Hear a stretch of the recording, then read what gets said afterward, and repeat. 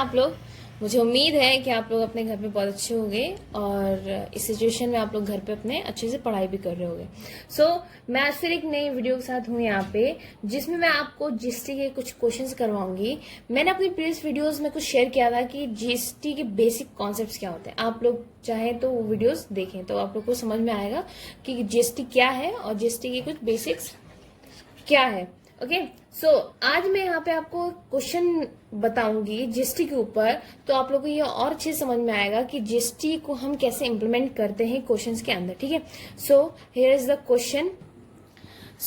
जैसे कि आप लोग यहाँ पे देख सकते हो, ये क्वेश्चन है। बच्चों, आप लोग चाहो तो क्वेश्चन का स्क्रीनशॉट भी ले सकते हो यहाँ पे। ये इलस्ट्रेशन है, ये आप लोग को एनसीईआरटी में भी मिल जाएगा। ओके, पहले मैं क्वेश्चंस की मीनिंग आप लोग को समझाती हूँ, उसके बाद मैं क्वेश्चंस करवाऊंगी। अब यहाँ पे देखो कि ये है intra state, that is with in the state. ये हम ट्रांजिशन किसके अंदर हो रहा है? विद इन द स्टेट, मतलब कि जो भी परचेज एंड सेल हो रहे हैं गुड्स एंड सर्विसेज के, ये विद इन द स्टेट हो रहे हैं। Okay, past entries in the books of Ashok Brothers, assuming that all transactions have been entered within the state of Bihar and assuming CGST at the rate 6% per annum and SGST 6%। इसका मतलब समझना कि आप बोल रहे हैं कि सारे transaction with in the state of Bihar हो रहे हैं, बिहार के अंदर ही हो रहे हैं, और हमें ये एज्यूम करके चलना है कि central goods and services tax कितना परसेंट है? 6% है, and state goods and services tax कितना परसेंट है? 6% है। यहाँ पे ट्रांजेक्शन देखें तो ये कब का है? 2018 और जनवरी 2। तो पहला ट्रांजेक्शन दे रखा है purchase goods for 2 lakh on credit. Okay, पहला ट्रांजेक्शन ये है। फिर फिफ्थ ट्रांजेक्शन देखें तो sold goods for 3 lakh on credit. 10th transaction देखें तो purchase computer printer for office use for ₹50,000 payment made by cheque. Okay, 20 है legal consultation fee of ₹10,000 paid in cash, and 22 है rent of 20,000 paid by cheque, and आखिरी last transaction है 31st का payment made of balance amount of GST. अब मैं इसका 1 by 1 मतलब आपको समझाऊंगी। ओके, स्टूडेंट्स, आई होप आपने स्क्रीनशॉट ले लिया होगा ताकि आप लोग के पास वो क्वेश्चन रहे। मैं डायरेक्ट आप लोग को उसके सोल्यूशन बताऊंगी। ठीक है, तो अब यहाँ पे देखते हैं सोल्यूशन इसका कैसे होगा। पहला ट्रांजेक्शन आपका था जनवरी, डेट हमने यहाँ पे डाल दी है 2018, और पहला ट्रांजेक्शन है जनवरी 2 का। क्या यहाँ पे दे रखा था क्वेश्चन में? Purchase goods for 2 lakh on credit. हमने 2 लाख का सामान खरीदा है उधार पे। तो आप लोगों को पता है कि परचेज एंड सेल पे सीजीएसटी और एसजीएसटी लगेगा, और विद इन द स्टेट है तो यहाँ पे 2 टैक्सेस लगेंगे, that is CGST and SGST at the rate 6%। Okay, और एक और चीज है यहाँ पे स्टूडेंट्स कि परचेज हो रहा है, इट मीन्स दैट हम परचेज कर रहे हैं, हम रॉ मटेरियल्स लेके आ रहे हैं। इसका मतलब कि इनपुट जीएसटी लगेगा, और अगर सेल्स करते तो आउटपुट जीएसटी लगता। तो यहाँ पे एंट्री देखो क्या बनेगी। यहाँ पे सबसे पहले परचेज अकाउंट डेबिट। ठीक है, तो हमने परचेज एक्चुअल में कर कितने कर रहे हैं? 2 लाख का कर रहे हैं। ठीक है, अब इस 2 लाख अमाउंट पे ही जीएसटी लगेगा। हम जीएसटी को कैलकुलेट भी करेंगे, और उसकी एंट्री यहाँ पे बनेगी इनपुट सीजीएसटी अकाउंट डेबिट।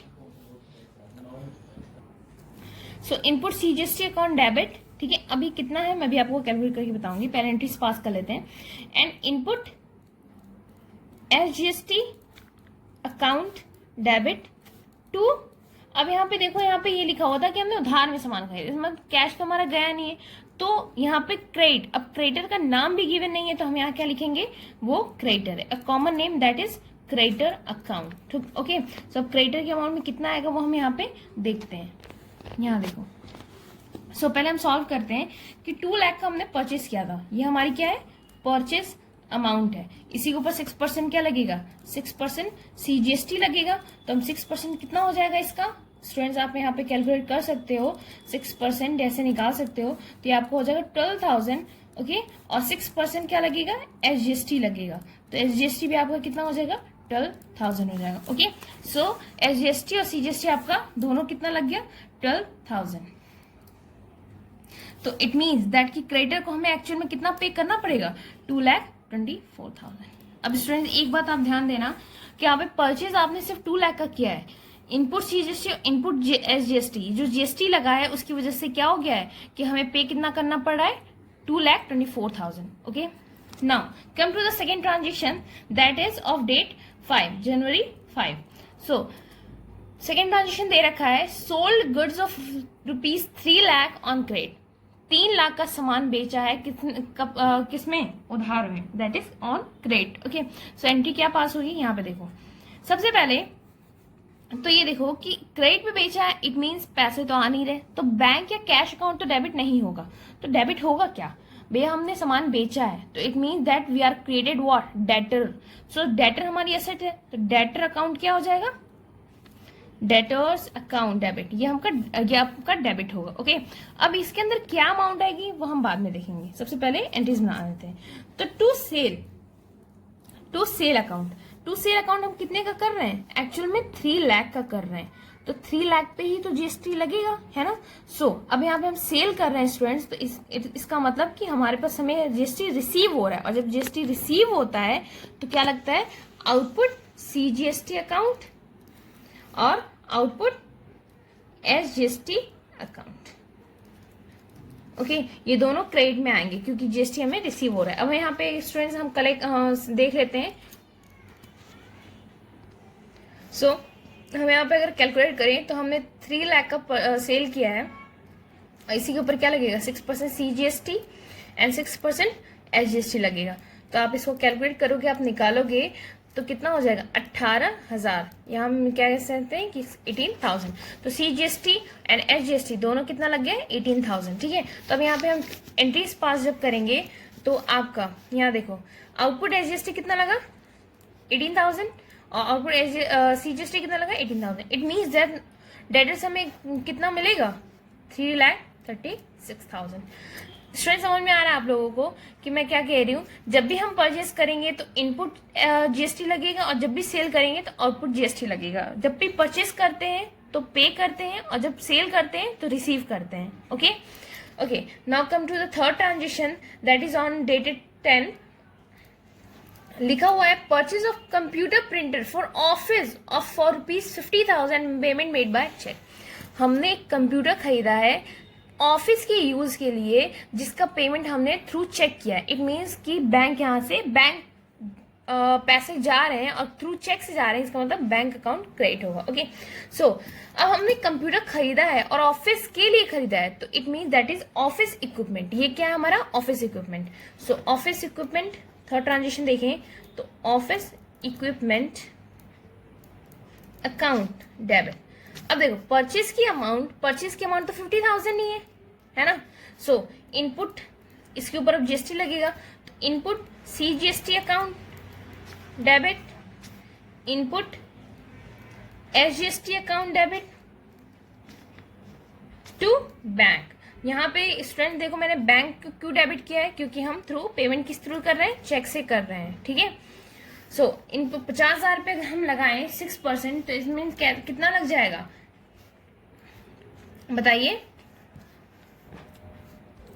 सो ऑफिस इक्विपमेंट कितने का है, 50,000 का है, और इस पे इनपुट सीजीएसटी और इनपुट एसजीएसटी लगेगा कितना, किस रेट से, 6% से। सो हम यहाँ पे कैलकुलेट कर लेते हैं स्टूडेंट्स। सो परचेज हमने किया है तो 6% क्या लगेगा, सीजीएसटी दैट इज 3,000, 6% क्या लगेगा, एसजीएसटी दैट इज 3,000। स्टूडेंट्स आप एक बार कैलकुलेट करके कुछ चेक कर लीजिएगा।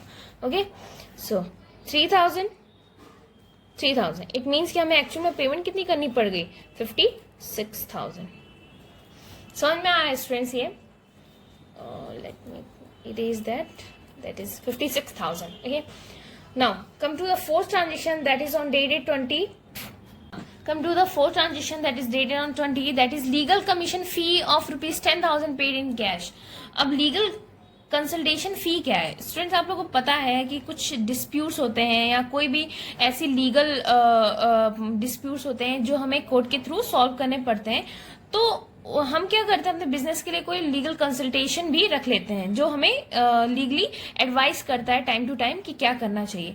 तो वही यहाँ पे बोला है लीगल कंसल्टेशन फी है ऑफ ₹10,000 पेड इन कैश, तो ये एज ए एक्सपेंस है, that is it has to be debit. So यहाँ पे आप लिखोगे लीगल फीस अकाउंट डेबिट। अभी हमारा एक्सपेंस है तो इसके ऊपर भी क्या लगेगा, जीएसटी लगेगा। तो अब लीगल फीस के ऊपर इनपुट लगेगा या आउटपुट लगेगा?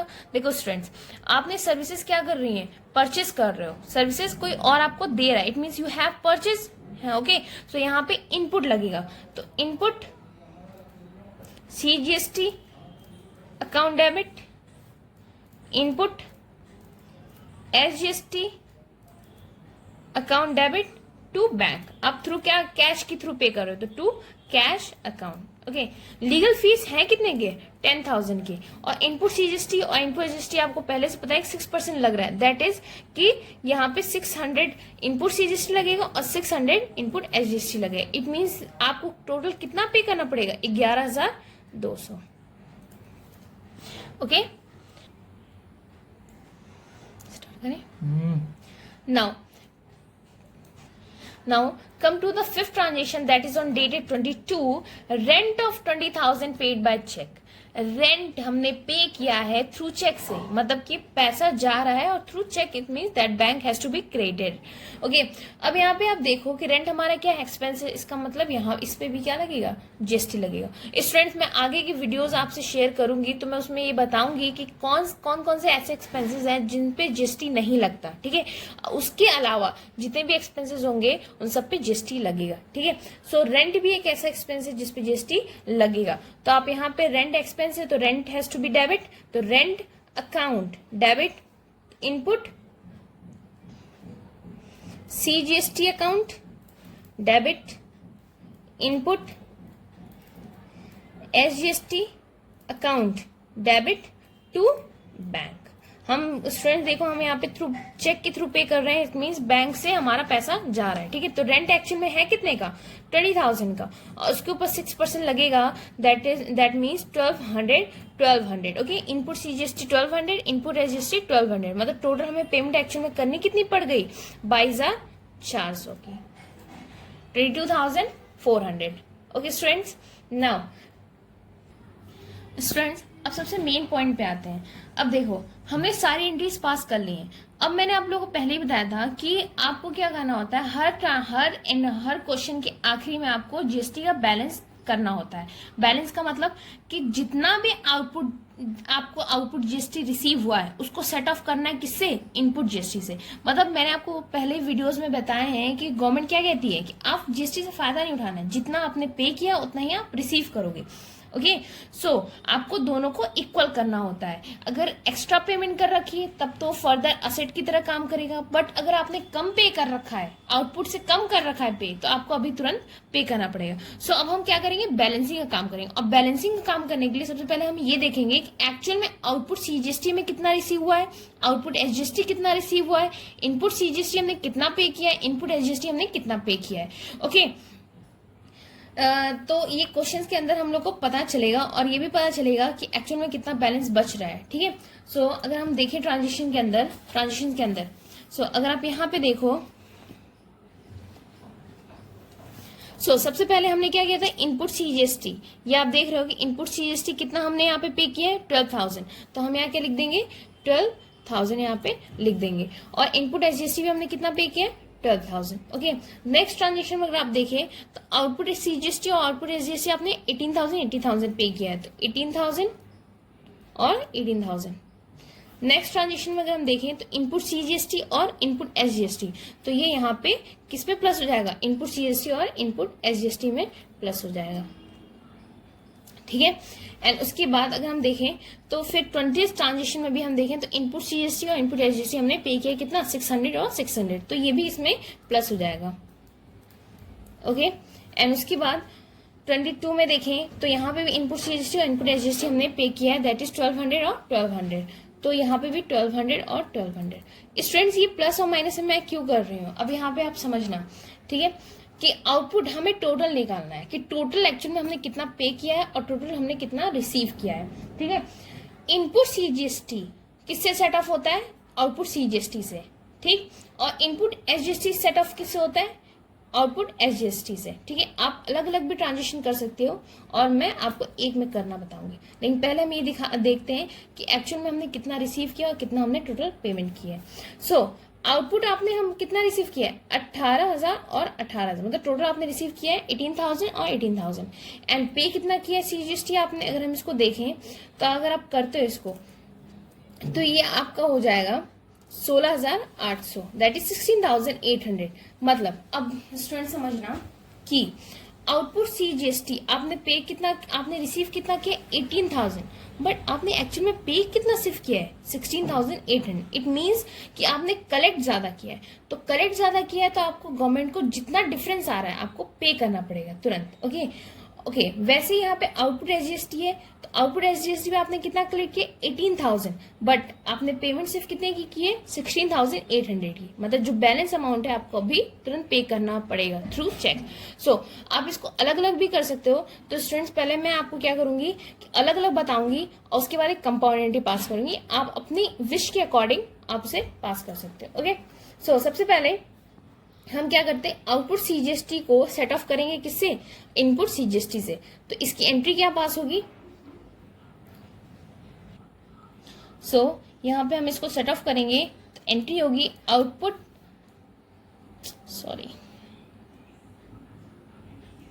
Output CGST account debit to input CGST account. अब स्टूडेंट्स टोटल आउटपुट कितना आपने रिसीव किया है 18,000, बट एक्चुअल में पे आपने कितना किया है 16,800। So it means that you have to pay balance amount through cheque bank account. तो जो डिफरेंस आ रहा है वो आपको क्या करना है, इसको पे करना है। तो डिफरेंस आपका कितने का आएगा यहाँ पे, सिर्फ जो डिफरेंस है वो आपको क्या करना पड़ेगा, थ्रू बैंक के थ्रू पे करना पड़ेगा। दैट इज 18,000 आपने रिसीव किया था और पे कितना किया था आपने 16,800। तो आपको जो बैलेंस अमाउंट है 1200 यू हैव टू पे थ्रू द बैंक।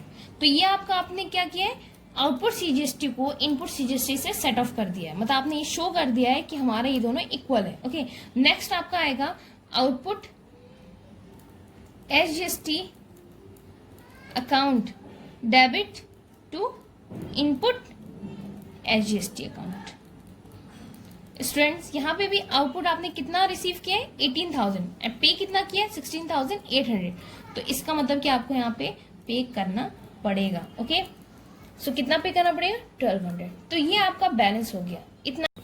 स्टूडेंट्स मैंने आपको अभी बताया था कि कैसे अलग अलग हम सेट ऑफ करते हैं, मतलब आउटपुट सीजीएसटी को इनपुट सीजीएसटी से और आउटपुट एसजीएसटी को इनपुट एसजीएसटी से। अब मैं आपको यहाँ पे कंपाउंड एंट्री बताऊंगी कि एक ही साथ कैसे हम उसको बैलेंस कर सकते हैं। आप अपनी अकॉर्डिंग के अपने विश के अकॉर्डिंग आप कोई भी ट्रांजेक्शन फॉलो कर सकते हो। ठीक है, सो कंपाउंड एंट्री में अगर हम देखें तो हमने टोटल यहाँ पे, अगर हम नीचे यहाँ पे पहले कैलकुलेशन कर लेते हैं कि हमें टोटल आउटपुट रिसीव कितना किया था, आउटपुट जीएसटी, जैसे हम देखें आउटपुट जीएसटी। ठीक है, तो रिसीव हमने कितना किया था 18,000 हमने सीजीएसटी रिसीव किया था और 18,000 हमने कितना रिसीव किया था एसजीएसटी रिसीव, मतलब हमने टोटल 36,000 रिसीव किया था।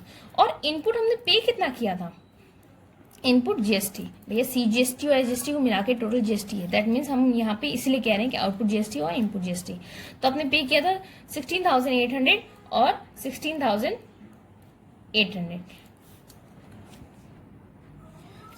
इनपुट जीएसटी आपने पे कितना किया है 16,800 आपने सीजीएसटी पे किया था और 16,800 आपने एसजीएसटी पे किया था, मतलब एक्चुअल में अल्टीमेटली आपने कितना पे किया 33,600। तो आप देखो कि 36,000 आपने रिसीव किया था टोटल और आपने पे सिर्फ कितना किया है 33,600। तो बैलेंस आपका कितना बचा है 2,400। ये वही बैलेंस है जो हमने 1200 करके सेट ऑफ किया था। ठीक है, तो हम इसको क्या करेंगे, कंपाउंड एंट्री बना के साथ में 2,400 पे करेंगे। एंट्री आप यहाँ पे देख सकते हो। Okay, so output CGST account debit output SGST account debit to input CGST account to input SGST account and last आपको पे करना पड़ेगा that is to bank account. So output SGST आपने कितना पे किया रिसीव किया था 18,000 एंड इन आउटपुट एसजीएसटी भी आपने 18,000 रिसीव किया था। इनपुट सीजीएसटी आपने पे कितना किया 16,800 और इनपुट एसजीएसटी भी आपने 16,800 पे किया है। इट मीन जो बैलेंस अमाउंट है आपको कैसे पे करना है थ्रू बैंक। तो ये आपकी कंपाउंड एंट्री है, आप जैसे मन करिए वैसे आप स्टूडेंट्स कर सकते हो, ठीक है। तो ये कंपाउंड एंट्री है। आई होप कि आपको ये वीडियोस अच्छी लगी होंगी और आप लोगों के लिए हेल्पफुल भी होंगी। और आप लोग को अगर अच्छी लगती है तो please share and subscribe my channel. And आप बाकी की वीडियोस लिंक डिस्क्रिप्शन में आप देख सकते हैं, लिंक उसकी पड़ी हुई है, ओके। और प्लीज़ शेयर कीजिए उन लोगों को जिनको जो 11th में और 12th में है, ओके। Thank you.